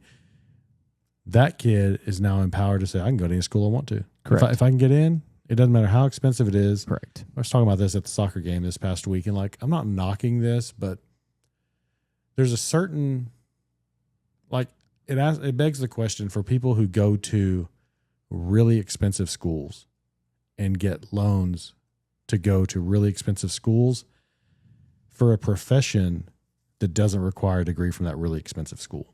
Correct. And like, teachers are an example. Like, you don't need to go to Harvard, not even Harvard, but really any Ivy League school to go teach secondary education. So that's a very. I know. Continue your point, though. I know what you're going to say. All I'm going to say, I'm going to put a bow on it and say this. There's a ton of nuance to that. Right. But I do know some people and not Harvard, but went to some very expensive private schools in our area. Family did not have the money to support that decision, took out enormous loans, and they're teaching 10th grade, making a Texas teacher salary. Yep. And they paid $200,000 for their education, for their bachelor's degree. Yep. So they can have the fancy school hanging. Like, you could have gone, like, up the road, we have a teacher's college. It's not it's a university, but it is known for producing teachers. Right. And paid, like, what, a tenth of that? Half at least. Half at least. I mean, it's pretty expensive still. It is, but like $50,000, I'll say. Right. I'll say you can definitely go there and get a full education, tuition wise. Obviously, Correct. you got room board, whatever, for a fourth of what it would cost for one of them big private schools. Right. And if you're going to have to take out loans, take a $50,000 loan instead of a $200,000 loan. Like, it just, I feel like there's the counseling on, hey, you can do this, this is available to you, and not the counseling on the other side of it. Like, but if you decide to go to SMU and get a teaching degree, Southern Methodist University in Dallas, very expensive private school, and then there's no funds for that. Like, you're going to have student loans. I mean, and then, hey, go teach for 10 years at a Title I school and get the rest of it forgiven. That's a plan that works, and I have zero issue with that for our teachers, but I don't know. It just struck a chord with me. As you can tell, we talked more about it than I thought we would, but I'm in the same vein as you. Like, we fall in that middle class era where, like, we make enough money to where my daughter doesn't get the grants, but we don't make enough money to pay for it outright. Yeah. And so, like, that was something we had a conversation with her as a sophomore. Like, look, if this is the path you're going to go, here's the path that we can help you with. Here's the path that we can help you get to. Yeah. And you'll be able to graduate with your college degree before you're 20, hopefully, and have little to no debt. And if you decide that teaching is not for you in 5 years at 25 and you want to go do something else, then go do it. But now you have a degree and you have a real job and you're making $50,000, $60,000 and you're 22 years old. Yeah. And so that was a conversation that we had, but it was because we as parents were informed. Yeah. Because we went down that path too of like, oh, here's a student loan. We're not understanding the full ramifications long term. Yeah. And I've said this before, like if my parents had known the long-term effect that student loans would have had, they would have never recommended that. Yeah. Because when they went to school in the 80s, you could go to school for less than $15,000 for 4 years. Well, it's not that anymore. It's that a semester in some places. Yeah. I mean, my sister's 5 years older than me, and I think her bachelor's degree, she's a teacher. She's a principal now, a school principal. But I think her bachelor's degree was a little over 20. Yeah. The whole thing. I wish it was that easy. I wish it was that cheap now. It's definitely not. And but one of the reasons it's not is because of student loans. But 100%. We've talked about that, and we'll talk about it again, but not anymore today. Sounds good. So we are now on episode 44. I just have a lot of things that I can say about that, and it's not. I'm going to be repeating what I've said before. Yeah, and it is what it is, and I hate that that's a part of the accountability. But that was a conversation I had with somebody this week. They had listened to 43, and they were like, "I had no idea that every single test played into the accountability for the school." Yeah, I'm like, absolutely. Yeah. Like, it doesn't matter if they're third graders or 12th graders. It plays into the accountability of the school, and they had no clue. And it's, again, this person is very intelligent and just didn't connect the dots that, like, because they fall into that category of like, well, I'm just going to tell my kid not to take it. Well, can your kid pass the STAR test with no pressure? Yes. Then they need to be at school. Yeah.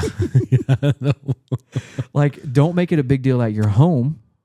Right? Yeah. If it's not a big deal at your home and your kid, hey, just do your best you can. That's what I tell everybody. Yeah. Like, tell your kid, go to school, do the best you can. And if you don't pass, you don't pass. Yeah.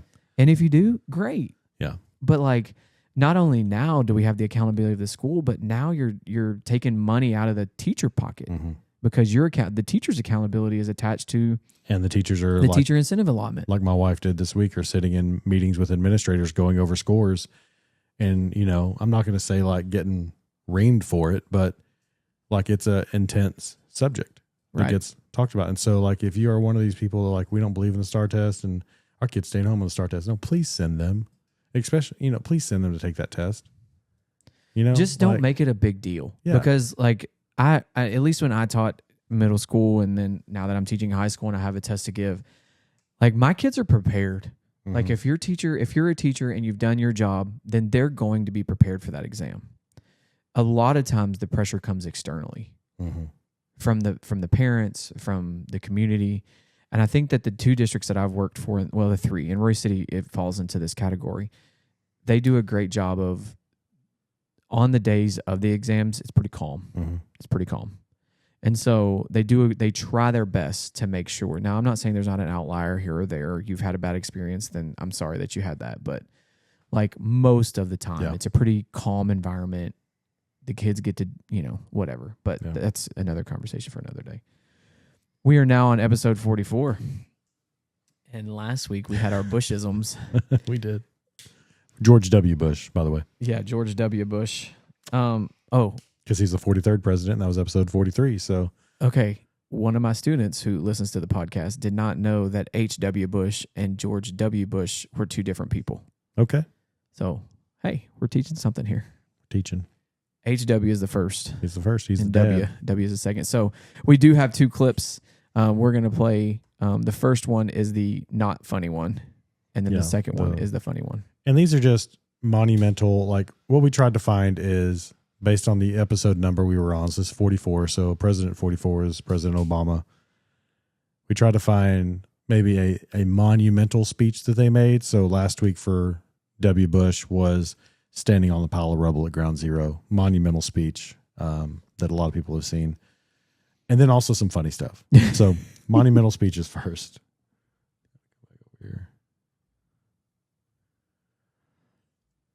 Good evening. Tonight, I can report to the American people and to the world that the United States has conducted an operation that killed Osama bin Laden, the leader of al-Qaeda, and a terrorist who's responsible for the murder of thousands of innocent men, women, and children. It was nearly 10 years ago that a bright September day was darkened by the worst attack on the American people in our history. The images of 9/11 are seared into our national memory. Hijacked planes cutting through a cloudless September sky, the Twin Towers collapsing to the ground, black smoke billowing up from the Pentagon, the wreckage of Flight 93 in Shanksville, Pennsylvania, where the actions of heroic citizens saved even more heartbreak and destruction. And yet we know that the worst images are those that were unseen to the world. The empty seat at the dinner table, children who were forced to grow up without their mother or their father, parents who would never know the feeling of their child's embrace, nearly 3,000 citizens taken from us, leaving a gaping hole in our hearts.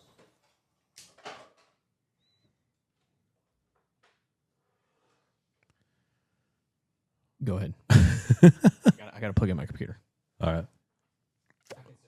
But when I think about the most impactful speech Obama ever gave, and you had put another one in there too, the Yes We Can, when he won his first, because that was a statement that was made throughout the campaign, but like his acceptance speech when he won his first election was pretty moving as well. Whether you agree with him or voted for him or not, we can say it was a moving speech. But I think the announcement that, most wanted man #1 in the U.S. On May 1st. I remember. You remember where you were when you heard it or that it had happened? Actually, if I'm being completely transparent, I forgot about this speech. That's why I picked the Yes You Can until you brought it up to me today. Do you remember where you were when you heard that Osama bin Laden had been killed? I remember thinking it seems like it's been a really long time. And then as I'm sitting there watching it, he says it's been 10 years. Yeah. And so it's still kind of shocking to me. The thing that I remember the most about that event is the pictures that came out after it. It's because he was so engaged. And if I remember correctly, this was like the first time that we saw a president watch via live stream and a military act. Mm-hmm.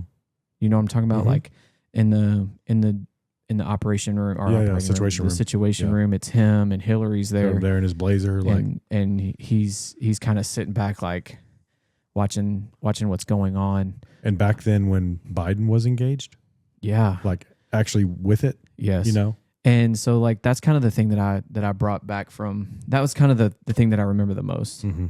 I thought it was interesting. I saw this a while back, but the aircraft carrier where Osama bin Laden's body was brought back to was USS Carl Vinson. And it's a little bit graphic, but where his body was laid basically on the flight deck. If you ever walked on the flight deck of any naval ship, it doesn't have to be an aircraft carrier. You'll see those little X tie downs where they have it in the deck of the ship. And one of those little X tie downs had been stained with blood from the body. And I don't know if this is true or not. I just saw it. But apparently that X tie down on the USS Carl Vinson is still painted red. They leave that one painted red just kind of as a monument to that action and that ship's involvement in that action. So we also tried to show some funny stuff. Hold on. I have one other take on that. I also think that this is the first time that the Twitch brought up that John Cena delivered the news on WWE. He remembers watching it from there. I think too, like, this is the first time that a president is bringing a military action to the country where we are the aggressor.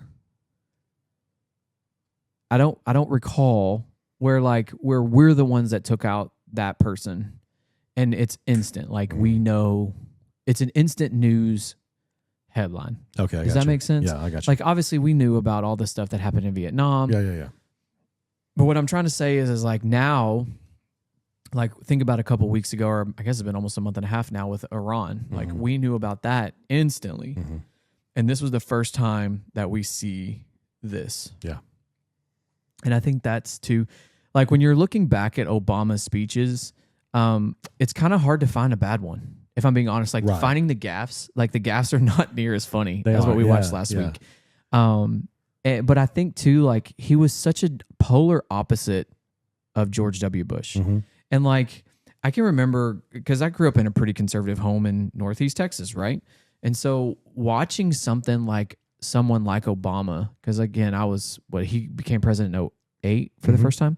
So I would have been 5 years out of school and out of high school. And so like we had seen the economic crash of 2008 and 2009. Housing crisis, yeah. Yeah. 2007, 2008, I guess is what it would have been. And then like when you watched him give those speeches, I'm thinking, like, I believe what he's saying. Like, and you had John McCain who he was running against, and I believed Obama more than I believed McCain.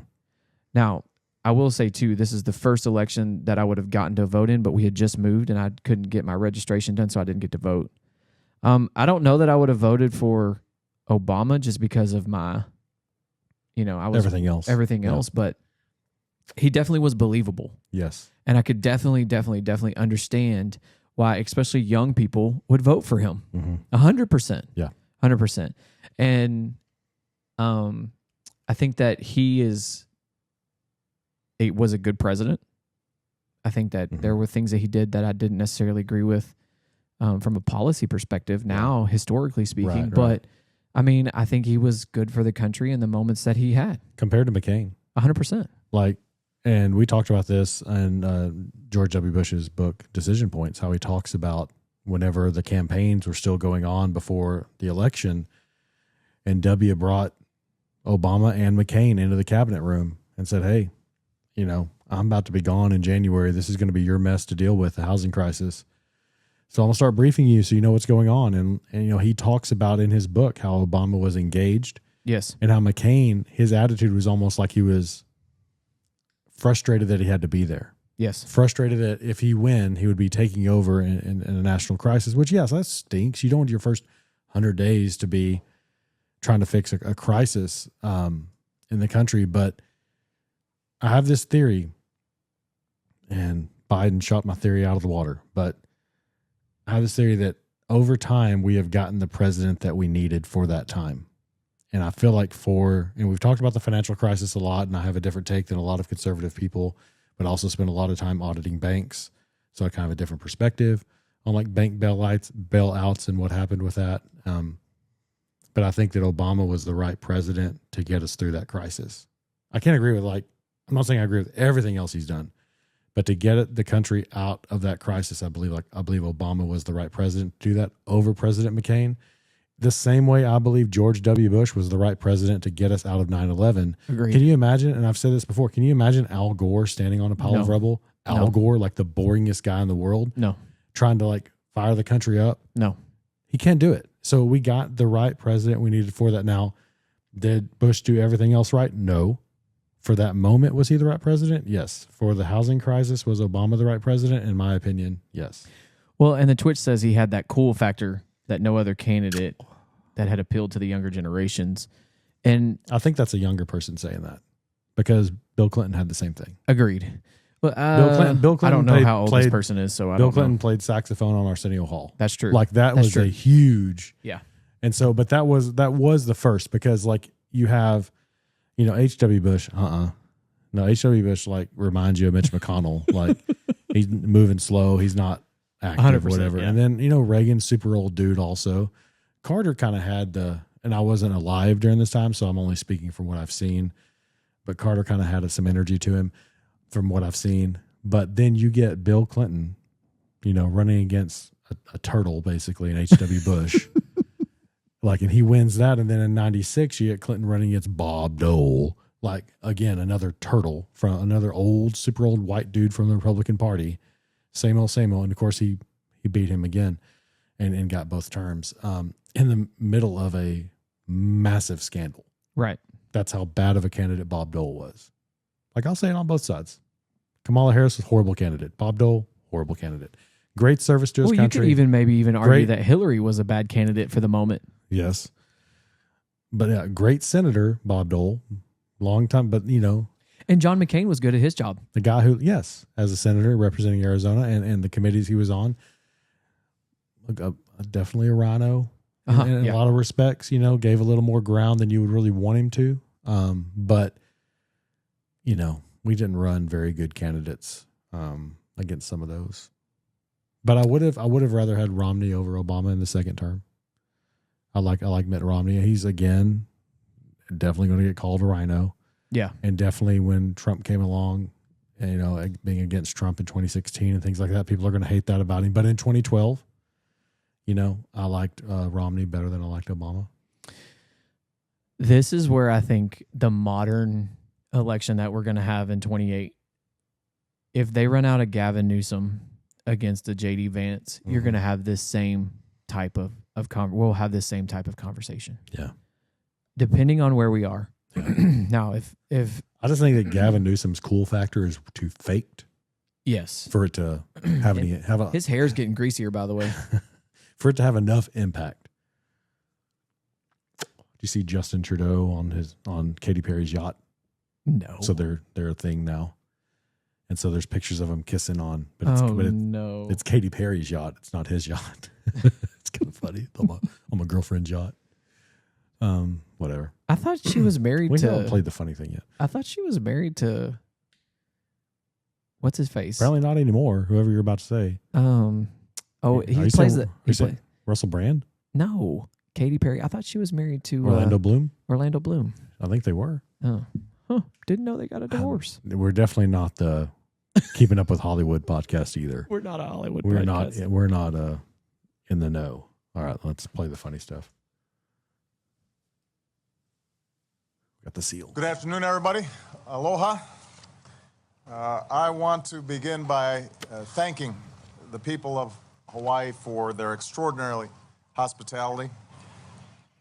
One other thing that I want to say about this. When I meet with world leaders, what's striking, whether it's in Europe or here in Asia. Listen, Abraham Lincoln helped to build the interstate or the Intercontinental Railroad in the middle of the Civil War because he understood this was going to be important. Now, we used to have the best infrastructure in the world here in America. We're the country that built the Intercontinental Railroad. It's not like It's not a gap. We're the country that built the Intercontinental Railroad. Transcontinental Railroad, not the Intercontinental Railroad. that's not a big. That's not a big gap. Hold on a second, Ben. This isn't a politics of the moment. This has to do with what can we get done right now. What? And this isn't a politics of the moment. This has to do with what can we get done right now. What? This isn't a politics of the moment. This has to do with what can we get done right now. I thought Obama's brilliant. I mean, it's just, we're starting to hear from so many historians and people say, this is one of the brightest presidents, one of the most adept that we've had perhaps in our lifetime. So the funny, I watched this one, but I don't think they got the 52 states on there. oh, He said one time there was 52 states, all 52 states. I'm like, 50. yeah, Like, how do you make that mistake? But like I say, he did not make many gaffes. He was very No. polished, very well spoken. it wasn't easy finding even that. Right. I mean, like when you Google Bush gaffes, I was talking about to this because we were talking with some friends today about the late night hosts that we like. And I was saying, I really, for some reason, have just always liked the NBC ones. Like I liked Right. Leno, I like Conan, I like Fallon now, but I never liked Kimmel, and that has nothing to do with the recent things that happened. I've just never liked his comedy. I really never liked Letterman, definitely never Colbert, but there's something about it. Like, people give Fallon grief because he didn't make fun of Obama that much, but it's hard to make fun of Obama. Like, you can kind of make fun of like how polished he is, and he would do that. Like, he would get up and do an Obama speech and like be like just the extreme, like they'd mock the voice, you know. Right. But like, it was a lot easier to make fun of W. Like, he had a lot more gaffes, right?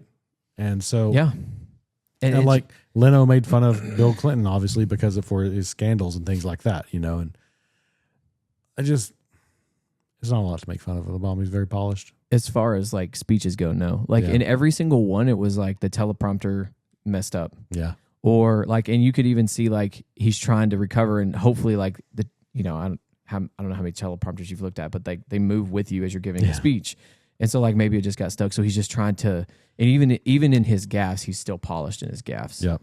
I just Even without the teleprompter in his debates, yeah. extremely polished. I mean, you watch the debates of Obama with McCain. Dude, it is. He wins them hands down. Yeah, it is apples and oranges there. Now, Romney was more polished, but like he's very well spoken, a good communicator of his ideas, even if you don't agree with him. Yep. I want to skip down to slide 11. Okay. Did we not have a slide 10? The ceasefire in the civil military that's about to happen. Trump was able to get a ceasefire between Hamas and the Israelis. Biggest news story of the week. Biggest news story of the week. And he is actually on his way to the Middle East right now. Yeah. But I found this video Going to speak before the interesting. Knesset. I can't wait for the Israeli parliament. Basically, I can't wait for the conspiracy theories.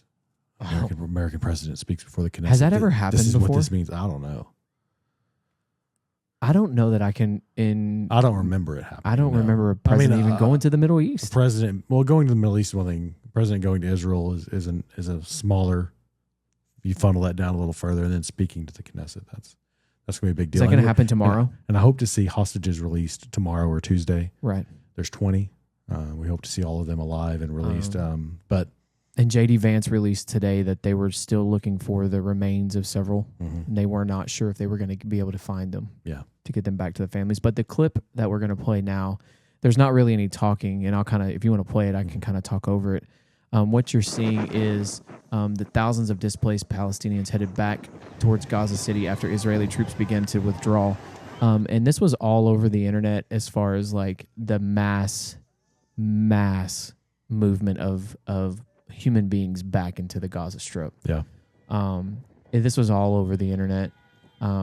Just a celebration of people going back in. There was some disgruntled, and there was some violence as far as like small groups of people fighting each other, but very, very minimal compared to what we saw. Yeah. It is historic. Speaking of Obama, he came out and did a tweet. Now, there are a lot of people that took issue with it that he didn't give direct credit to President Trump. But he did come out and acknowledge what a historic time it was. And I like that. Like, what I've liked for everyone to say, give credit to the president that brokered the peace deal, sure. But I do appreciate him at least coming out and acknowledging that it is historic and it is a big deal, because there is a flip side to that. Like, if you are a liberal or if you're a Democrat or a leftist or against Trump, there is a side that could come out and say, well, this isn't that big a deal. Like, it was already in the works. Like, Trump just came in at the very end. Like, there's people who could and probably have and will say that. But I do appreciate Obama coming in, just acknowledging the historical impact of this, even if he didn't give credit to President Trump for brokering it. I also think that the Nobel Peace Prize probably should have gone to him as well. Yeah, so there's a lot of talk about that, but the cutoff is January 31st. Right. So, but it does kind of make it tough. Like, so if he gets it, great. If he doesn't get it, I still think this day and age, a lot of times the winner of the Nobel Peace Prize is meaningless. The person who won it is somebody fighting for democracy in Venezuela. Right. Definitely deserving of someone who is fighting for peace. Not as much on the global scale. Right. As like a president who's like, it's not just Israel. That's the big deal. Peace in the Middle East is the biggest deal. But there's 4 or 5 other conflicts that Trump has addressed just since he's been in office since January. I mean, conflicts we didn't even know were happening. Bill Maher talked about that. He's like, I didn't even know these 2 people were fighting. Azerbaijan, and that Trump has brokered peace deals between. And so he should be considered. I don't know if he'll get it. And I don't know if I care. Like, do I think he deserves it? Yes. Do I think there's anybody out there right now that deserves it more than Trump does? No. But it's not going to shock me or send me into some kind of tailspin if he doesn't get it next October when they announce. Yeah. So it says here. I mean, Obama got it for a pretty flaky reason. Yeah. Like, if you count signed agreements, treaties, and normalization in both terms, it says that there are 6. Okay. Like, Obama got it because he said that people should not have nuclear weapons and for climate stuff. So kind of along that same line, this week also the First Lady came out and spoke about the Ukrainian women. Yeah. I put this screenshot of the letter that she gave to Vladimir Putin. And I'm not going to read the whole thing. It is on our socials. Wait, she signs her name just like Trump. Exactly like Trump. I've never seen that before. Yeah. Okay. All right. So it just says, I'm just going to read the first paragraph. It says, every child shares the same quiet dreams in their heart, whether born randomly into a nation's rustic countryside or in a magnificent city center. They dream of love, possibility, and safety from danger. In the very last paragraph, it says, in protecting the innocence of these children, you will do more to serve Russia alone. You do more than serve Russia alone. You serve humanity itself. Such a bold idea transcends all human division, and you, Mr. Putin, are fit to implement this vision with the stroke of a pen today. And this was given to him on August the 15th of 2025. So she came out and basically gave a speech. It was very well done, very polished. You can tell even she does a very good job of representing herself. Yeah. The office of the First Lady. And I just couldn't help but as she's given this speech, I think that I just kept thinking she is polar opposite of Jill Biden. Yeah. And we can go through the first ladies and just kind of, when you really think about what their role was, and in her first term, she was pretty quiet. She didn't really have an agenda per se. And then you go to Michelle Obama. She was also very well polished. Yep. Laura Bush, the same way. Hillary Clinton, the same way. I just think that this is what a first lady is supposed to do, right? Yeah. She's supposed to find a cause that is close to their heart. Right. And then fight most of the time that has to do with families, children. You see that a lot. Yeah. And this particular war is close to her heart. Right. I did look up. She's from the Balkans, Yugoslavia or Serbia, somewhere in there is where she I thought it was born. Latvia. We Somewhere should from know. the Balkans. I did look it up. I thought I typed it out here, but I couldn't remember. But it was a very interesting. I just felt like that's something that when the first lady speaks, Slovenia. I should have known that because of Luca. Oh, yeah. But I just feel like when the first lady speaks, it needs to be something that is a passion to her. Mm-hmm. And I felt like the whole time that Joe Biden was the president, Jill's entire passion was keeping him president. That's what I mean. Like, I'm not trying to sugarcoat it, but I don't feel like she had time to give major causes any support because their whole time was just supporting him, just helping him do his job, right? Yeah. That's not and saying maybe that's not a fair observation. Maybe I'm not being fair to her. Yeah, I don't think she was necessarily like incapable. I just think she had to have another priority because he had to be propped up. Yeah, like he literally had to be propped up, literally and figuratively. Yeah. No, I'm not. I'm not going to say that on Twitch. But yeah, I just think that we both kind of feel like we know kind of where the Ukrainian-Russia deal is coming, and it appears that it's getting closer and closer. Mm-hmm. Zelensky came out today and had a conversation with him, with Trump. This is the second time in 2 days, and I wouldn't be shocked if they meet again at some point in the near future, especially with him being over in the Middle East. Right. Maybe they have a meeting, backdoor channels or something like that. But I definitely didn't see Israel and Hamas deal coming as quickly as it came. Mm-hmm. I figured it would take a little bit longer. Right. I thought we would actually see the end of the Ukraine-Russia war first. And I think anyone who's followed the Middle East or just has some knowledge of what's gone on over there in history, like this is still temporary. Yeah, 100%. Like, yeah. This is far from over. It is good. Like, I'm not trying to downplay it at all. And I do give Trump the credit for brokering the deal. I don't think Biden could have done it. I don't think Kamala Harris could have done it. 100%. I don't think they would have been able to. Their administrations and the people they had in power. I give him 100% credit for it.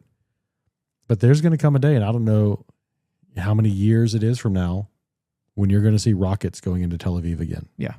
Like it's going to happen, right? And not trying to be a negative Nancy, but I also think we need to give props to Mike Huckabee. Yeah. And he's the U.S. ambassador to Israel, and he played a huge role. And Trump did give him a shout out as well. Yep. That he's been working nonstop since the beginning. And Rubio. And let's also not forget that this is 10 months. The president, he's been president for 10 months. I know. And I know that, like he said on the first day, I'll end all wars. Yeah. And that really was a Trump saying Trump things. But the reality is it took him 10 months to end this. I think what he meant by that is on day one, this is my goal. Yes. Not that everybody's going to stop fighting on January 21st, but this is my goal. And like, honestly, within 10 months, and I think seeing Russia and Ukraine getting closer and closer to what a deal might be is good. It's one of my favorite things about Trump. Yes. Is that he doesn't like war. But if he needs to go blow a narco boat out of the water, he will. He right? will, man. But he's not going to, like, to the point of, I think there's a point the Democratic Party could have put American boots on the ground in Ukraine. 100%. I agree with you. Like, if you were telling me, okay, 3 years from now, there's going to be American boots on the ground in Ukraine, who's in power? I'm picking the Democrats, not Trump. Right. But if we're going to back it up a little ways, I would have said the Republican. Fair point. Republicans, especially those war hawks. Bush, Cheney, they love war. They're war hawks. You know, it's funny. Like, I saw a meme this week, and it said, you know, you're calling us Nazis and fascists and whatever, but I'm basically voting for someone slightly to the right of Bill Clinton. Like, Trump is not a Republican in the same vein. We said this before, the same vein that the Bushes were, or any of them. He's a totally different. And again, like, you go back and listen to those speeches Bill Clinton was giving on immigration and on these issues, like even Obama, even Hillary. Yeah. I'm like, Trump, that's what they are saying, just what Trump is saying now. Well, I saw that this week. But he's doing something about it. He is. That is the difference. That's the difference. It's not just talk. Hillary said, "Hey, if you're here, you're gonna have to go back. You have to go get the end of the line." She said that in campaign events. Right. He's actually doing it. I saw this weekend. It was also all over the internet about, as Bush would say, all over the internets. And the interwebs. About immigration is at an all-time low. Yeah. Like a 70-year low. And like all he did was just close the border. Yeah. That's all he did. Just start enforcing the laws. Just starting on the books. Yeah. And it's not like that's a massive undertaking either. No, he's the chief executive of the country. He's supposed to enforce the law. Okay. I think I have finally found something that I agree with California on. Oh, yes, I do too. When I saw this, I was like, can we just make this nationwide? Okay, so this is I really, really like the TV show New Girl. Okay. You can only get it on Hulu. Okay, so I usually like to watch those types of shows when I go to sleep, so I have it on the TV. And I'll be danged if it didn't go to commercial. And I sat straight up in my bed because it scared the bejesus out of me. Yep. And so California is going to ban streaming service from increasing the volume on commercials. Mm-hmm. Why in the world? That honestly prevents me from watching Hulu sometimes. Mm-hmm. And I don't know why that's like the thing that they went to. Because now I hate the product that it was advertising. Yeah. Because that's a terrible thing. I usually blame the product, but it happens all the time. I'm like, you know what? I'm never buying your stuff because that's ridiculous. It's like I'm listening to the TV, like especially if we're watching a show before we go to bed. Right. The kids are asleep, and like we got the subtitles on, so we got it kind of low, you know? And then I don't want to yell into the mic, but like this huge commercial comes on. It's like, geez Louise, man. Like, calm down. Yeah. It makes me not want to buy your product. Hey, two things. You increase the volume on your commercials, I'm not buying your product. You come to my door and try to sell it, I'm not buying your product. I told the Home Depot guy that this week. I just had to run in and literally grab a couple things. I'm on my way home from work. I'm trying to get home. It was my birthday party. It was like my birthday last week. And I was trying to get home to my own birthday party. And like, you got the guy like, need a new AC system. And then you turn the corner. You need this done on your hot water heater. I'm like, y'all quit. Like, it's like pop-up ads inside of Home Depot. Like I'm trying to walk in and grab 3 things. You got 14 people trying to like get me something. Like I will be incredibly rude to you. And I'm sorry if that's your job, dude, just don't bug me. 2 things Home Depot needs to do. Get rid of those people and take the crap out of the aisles. If I'm trying to buy wood, I got the big dang wood cart. And I'm like, I'm smart enough. I'm getting the wood at the end. But if I need to go get some screws or something or some plumbing stuff or some electrical stuff, I'm taking my big wood cart and I'm pushing it all the way into the store, like in the back parts to get that kind of stuff. And then I'll come back and get the wood. But they got so much crap of like just gloves and batteries and like extension cords just all over the middle of the aisles. But you might need those, Clint. Then I'll go to the aisle that has them and I'll get it. It bugs the snot out of me, all the crap they have in the aisles. And they're big cardboard displays that are holding the gloves and the batteries and the extension cords. I'm knocking those things all over the place with my big old cart. I don't care. Like, you straighten them up. I don't care. Like, get them out of the aisles. So that's the hill you'll die on. Oh, I will. I'm glad. And if somebody at Home Depot says, hey, quit doing that, and be like, get it out of the aisle then. I'm just trying to push a cart down the aisle. There's literally not room because you got stuff coming out of the end caps, stuff in the aisles. Like, if I need an extension cord, I'll go buy an extension cord. It's like, I don't understand the dumbest things like some stores have at the checkout centers. Like, is that really an impulse buy? 100%. Come on. They have all the candy there, so your kids will want it. But it's like an old man.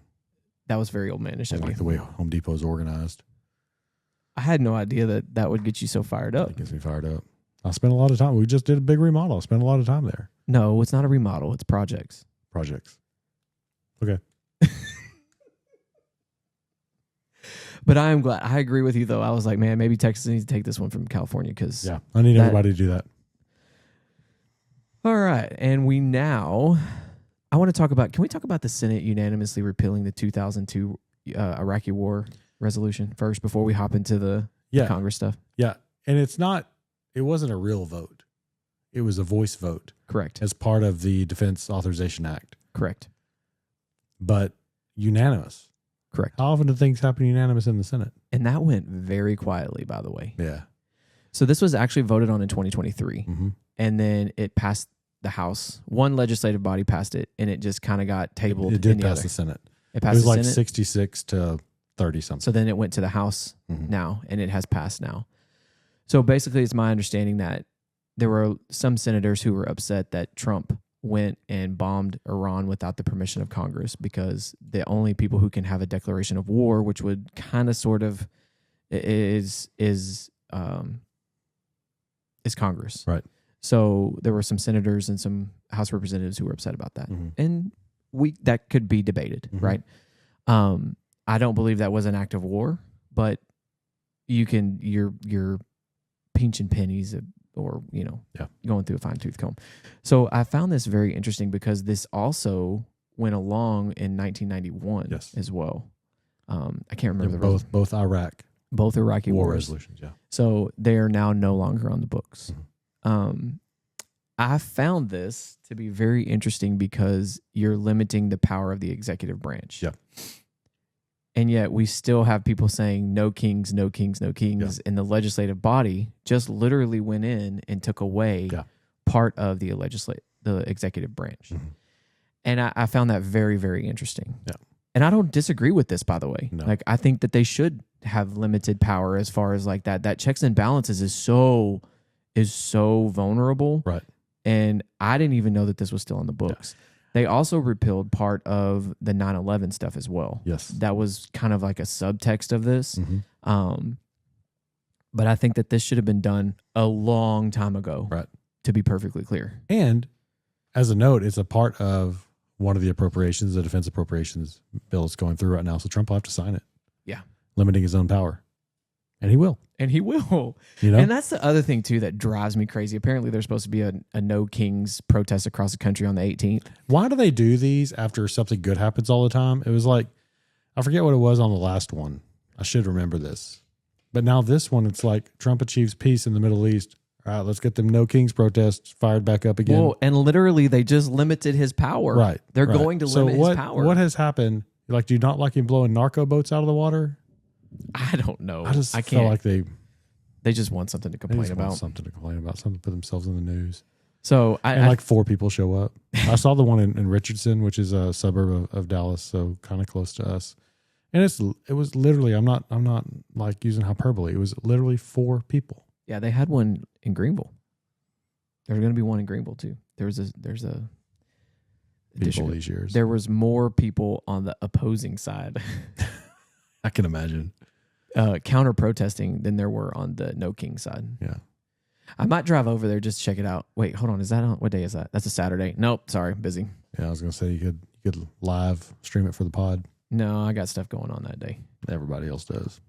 They won't, but there'll be all 5 be people there. 5. All right. So we had someone join the senator race in Texas this week, Wesley Hunt. Yeah. So John Cornyn has been a longtime senator up there in the top left for Texas. Oh, good graphic. I like it. And Ken Paxton, AG, has joined the race, is going to try to primary Cornyn. And now Wesley Hunt, who is from Congress, U.S. Congress, he represents the northwest parts of Houston. So like think about Katy and kind of that northwest part of Houston, Tomball. That's where he represents. We've played clips with him on Bill Maher before. He's made the rounds for a while. Very well spoken guy, Army veteran, Apache pilot. Went to West Point. So he has joined the race. And what this means is John Cornyn will no longer be a senator after the election next year in 2026. This will force it to a runoff. And Ken Paxton against John Cornyn in a runoff means Ken Paxton wins. Because more so than if Wesley Hunt's not in. So Ken Paxton against John Cornyn in November of 2026 gives you right now what I feel is a toss-up. Ken Paxton, Wesley Hunt, and John Cornyn in November 2026 means John Cornyn's not going to get 50% of that vote. I seriously doubt Ken Paxton would. So that in Texas, that means it goes to a runoff, and then runoff elections are the diehards that show up. I am proud to say, and I will pat myself on the back for this, and if you think I'm bragging, fine, I'm cool with it. I have voted since November of 2000, when it was Bush and Gore. That was the first election. My birthday's in October. The 30 days had passed. I got to vote in that November 2000 election, and I voted in every single one: runoffs, city, municipal, state, off-year elections, all of them. Since then, your runoff elections are your diehards. When it comes to the diehards, you got more diehards voting for Ken Paxton than you do John Cornyn. John Cornyn's done in the Senate. You don't think Wesley Hunt has a chance at all? No, he's great. Yeah. And I do believe, and they'll never say this, I believe Wesley Hunt is in the race to get Ken Paxton as a senator. Okay. I believe that is his purpose in this race, is to make sure that Ken Paxton beats Cornyn, because it was going to be a toss-up in a head-to-head in November. Okay. That's a fair point. That's my take. I really like, I should have known this, but do we get to vote for this one? Yes. Okay. So I really, really like Wesley Hunt. Yeah, he's great. Like, I first found out about him And back out in of the 2020. out of the three in November, I'm voting for Wesley Hunt. Yeah, I can already same. tell you that. Like, that's who I'm going to vote for too. I first heard about him on JRE, and this is like during COVID. So I was listening to every single episode, every single one. And I think I just looked it up. He was on in October. He's on episode 1550-ish. I would highly suggest that people go back and listen to that interview. Yes. This is kind of when he made his first like national run at, putting himself out there nationally, and probably was setting himself up for this. I think he better represents the state of Texas than the other two. Yeah. I mean, if I'm being honest with you. Yeah. I like him the best out of the three. And I think that he is what... There we go, agreeing on stuff again. I know. Why is that? And what's really odd is this is where race comes in. I would rather vote for him. Mm-hmm. And it doesn't really have anything to do with the color of his skin. It has to do with the fact that he's more qualified. He is. Paxton's got some baggage. Yeah, both of them do. Yeah. Well, I mean, Paxton's been indicted a couple times. Like, he's gone through some legal stuff, right? Like securities fraud. Like, I just think too. He won it. Okay. Like, I should say that if I'm going to bring it up. Like, everything was dismissed. But, didn't you go through a really ugly divorce too? Just now. Yeah. Yeah. So, but here's my point. And I don't like that Cornyn's playing that stuff. Yeah, I don't either. I don't like that Cornyn's campaigning TV. on Ken Paxton's wife. Like, he's not heavy campaigning on it, but it's like it's getting out there by people supporting Cornyn, kind of out through the side door. Here's the other take that I have, and you may or may not agree with this, but I really believe that we need more Iraqi, Afghanistan veterans in Congress. Yeah. And here's why I think we need this. First off, because they're becoming that age, right? They're getting into their late 30s, early 40s. Wesley Hunt's 1 year older than me. Yeah. And they saw the atrocities, the true atrocities of what happened in Iraq and Afghanistan. Mm-hmm. So I was a freshman in college in September of 2001. Okay. Wesley Hunt was a sophomore at West Point. Right. Like, to bring that in perspective. So I think that the more people we have like Wesley Hunt in Congress, the more likely we are to avoid this happening in our lifetime. Yep.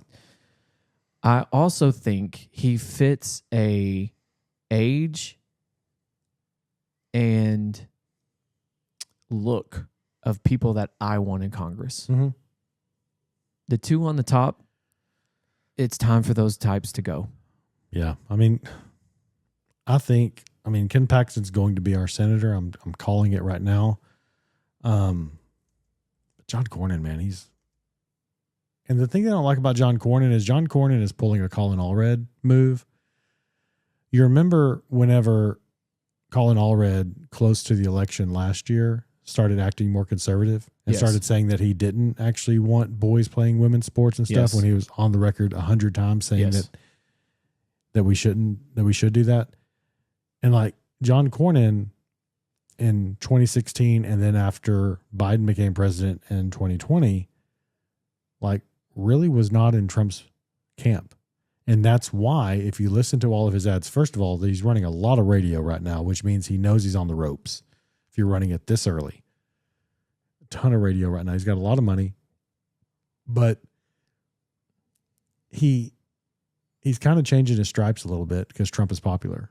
And so all of his radio ads, all of them that I've heard say, and he's voted with Trump 99% of the time, they are hammering that point home to make it sound like he's Trump because he's got to fight that because the image is that he's not. Well, Wesley Hunt's page, because I went to it this week, has him and Trump sitting right side by side on the front of his page. Yeah, if you listen I think he might have a better shot than what you're giving him credit for. I think you're right. I think Paxton does win, but I think it's going to be close. Yeah. So what if it comes to a runoff between Hunt and Paxton? You think Paxton still wins? Yes, for name recognition. Gotcha. Paxton's won a statewide election. Hunt has not. So I think Paxton's got the name recognition. I mean, when Trump was fighting the election in 2020, Ken Paxton was at Mar-a-Lago with Trump. Gotcha. Like Wesley Hunt has a strong Trump connection, and you listen to him. You can watch the most recent time he was on Bill Maher, and he talks about that. He's very defensive of Trump and what Trump is doing. But Ken Paxton, when it comes to Trump support, is on another level. I mean, I can't disagree with you on that. Yeah. I like Wesley Hunt a lot. I think he's getting in this race to help out Ken Paxton. I'm not going to say he's disingenuous. I just think that's the purpose of it. But I would like to see him in national office, statewide office, national office. I think this is just the beginning of his career. Yeah, he's a great guy. He's a great guy. And he seems like a family guy. He has 3 kids. He is. But this would be Cornyn has by 2026, by next year, will have been a senator for 24 years. See, that's too much. It is. Like we talk about term limits, and my term limit, if I got to write the law for senators, would be 2 terms. I give you 12 years, buddy. That's it. And he's been there double that, and he's trying to go to 28. Yeah, I'm with you. I got no qualms with that at all. But speaking of the race further down the line, these are our this is 270 to win. So, it's been 10 months or so since we've talked about elections, and I've really been missing it. So I'm ready. I put on the run sheet. I want to start talking about midterms, even though we're still just a touch over a year out. I do get excited about elections. I'm going to stay up on election night with coloring in my map and like watching and stuff. But basically, there are 13 Democrats up in 2026 and 22 Republicans. The narrative is that Republicans are more in danger just because they have more people up. But I don't really see that because I see the Republican seats as being more safe. So this is hard to see on camera, but we'll throw this as an actual image up on the YouTube whenever we post it. And so if you look at the Democrat spots over there, like you've got a lot that are solid. They've got one likely Democrat in Minnesota. You put this together? No, this is the Cook Political Report, which is another 270 win is good. And also, if you want to Google something, the Cook Political Report is something you should subscribe to. It is one of the few websites, whenever they pop up, hey, give us your email and we'll send you emails. Like I actually put my email in and I'm like, send me this. Because they have good stuff. And it's very just like, here are the facts. So Minnesota and New Hampshire are open. Those will go Democrat. Georgia, I think, is an awesome toss-up. I think that could flip, possibly. Michigan, I don't know. It's a wild time in Michigan. Yeah, it's a wild time in Michigan. So maybe on the Democrat side, you pick one up. On the Republican side, again, you have a ton that are solid spots. Like Alabama's got an open seat, but that's not going to go Democrat.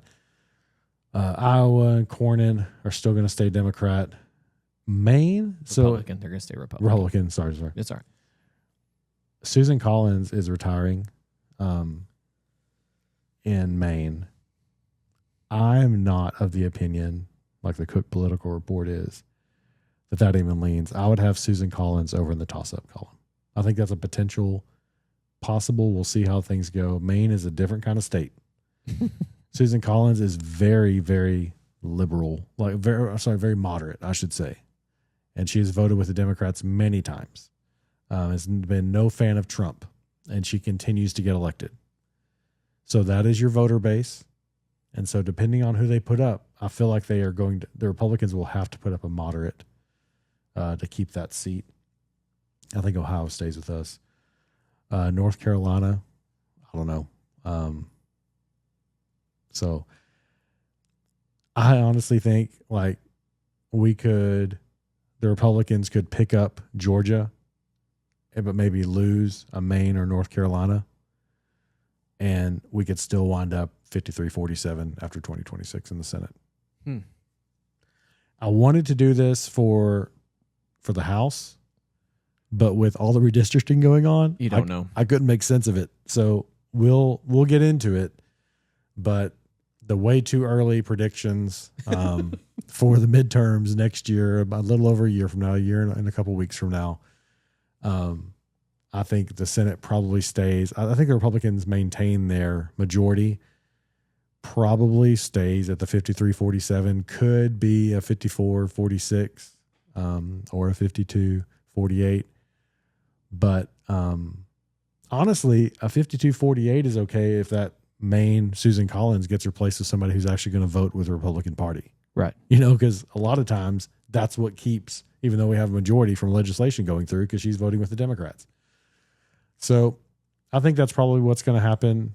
And I see this Cornyn spot over here saying Paxton next to it. That's my call.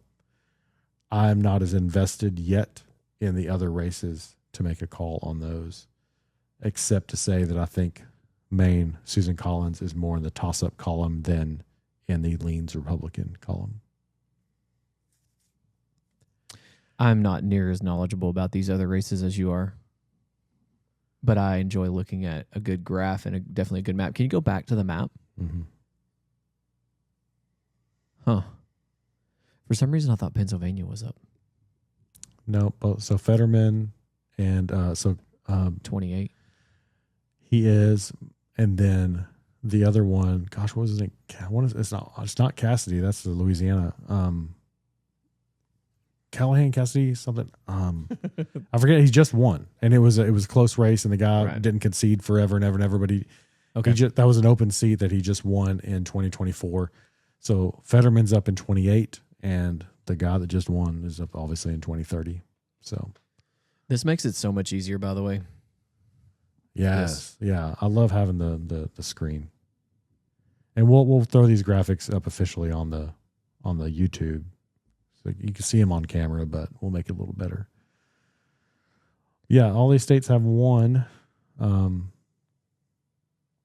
Georgia could be a pickup. I don't know. That you'll remember, you may not, but in 2020, so this is 2026, but in 2020, Georgia had two up because one had passed away. And so they put two senators. I vaguely remember that. And so that one served out the rest of that term. Then you get back on the 6-year cycle. Right. But Ossoff, so Georgia was about to replace and have two Republican senators. But Trump fighting the election and calling it rigged pushed that the other direction. So we're not getting into whether that was good, bad, or ugly. But if you just take the votes that were cast in November, the Republicans won. They just didn't win 50%. Gotcha. But they still had more votes. But some of those swing votes switched whenever the runoff came along, and because there were third parties involved. So when the runoff came along, both seats went Democrat. Okay. And handed Biden a Democrat Senate. And still got very little done. Yeah. Build back better. My butt. Okay. I mean, I'm excited. I'm getting ads for that hat, by the way. Are you really? Yeah, I just heard that story 2 days ago, maybe. Might have even been yesterday, and I saw ads for it today, to buy that hat. I'm like, I just put this on the run sheet. No, I don't think you should buy that hat. No, I'm good. Okay. To wrap the show up, I want to run just a couple of other fast, just a mini smoke sessions by you. Any hard thoughts on China and Donald Trump with the new tariffs that are possibly coming? Trump threatens China with a massive increase in tariffs and other economic measures after announced. Yeah, because they trade announced some limits. on rare earth minerals, right? Correct. Yeah, I know. I mean, that's how economy works. Like, there's been plenty of talk about the tariffs, but in this case, what Trump is doing to counteract what China is doing is the way tariffs work between countries in the world economy. Like, that's forget whatever you think about Trump's big tariff strategy. Like, that is actually, you can't argue that's not what's supposed to happen between countries and trade. Officials confirm fatalities after explosion at Tennessee. Gosh, man, company that thing is leveled. Yeah, it was a military explosives plant. Yeah. That's a sad, tragic situation right there on that one. You know what I thought about when I saw one of the not satellite, but drone or aircraft pictures of that is like the cars were still in the parking lot. And just imagine like if you're a loved one and you see those works cars there and you see their car in the parking lot. What I thought of was what happened But the in building's West. gone. Yeah, what happened in West. If you're not familiar with what happened in West, not West Texas, but the city of West, they had a chemical plant there that exploded, and it just leveled everything. I was in Cedar Hill that day and I heard it. Really? Yeah, which is a good little ways up the road. The United States is sending 200 troops to Israel to monitor the ceasefire in Gaza. We talked a little bit about the Nobel Peace Prize. I did know this. Dominion Voting Systems, which sued Fox over reporting of the 2020 election, has been sold to a seemingly new election company to be run by a former GOP election official. Thoughts on that? I would not be sad if I went the rest of my life never hearing the word Dominion voting machine. Honestly, like, I feel like it's so simple. It is not difficult to fix. Worldwide solar and air power generation has outpaced electricity this last year for the first time on record. Let's see here. The UN will begin slashing its peacekeeping force and operations, forcing thousands of soldiers to serve the next several months and evacuated. That's not that important. Do you have any? I don't remember us talking about this a ton, but do you have any thoughts on the Texas National Guard going to Chicago? Did we talk about this? I feel like that is a pretty political move by Trump. Like, this is we can talk about this and put this on the run sheet to actually discuss, and go into more detail on. There are cities, whether they're Democrat run or not, in red states that have the same crime rate. Right. So I don't like it very much. Let me say, I don't have any issue with the commander in chief doing that. So I'm fine with that. But this whole move and kind of this move towards doing it, kind of the why behind it, feels really political. Yeah. And I don't like troops being in political maneuvers like that. I don't have an issue with Trump doing it. But like he sent him to Memphis too. Yeah. So I'm again, that's another topic where I'm glad we don't talk about it like as it's happening. And I'm just kind of taking the wait and see. Yeah. Wait and see. Well, the judge struck it down. Yeah. So, but not the ones that were already there. So, two more. Well, let's go three more.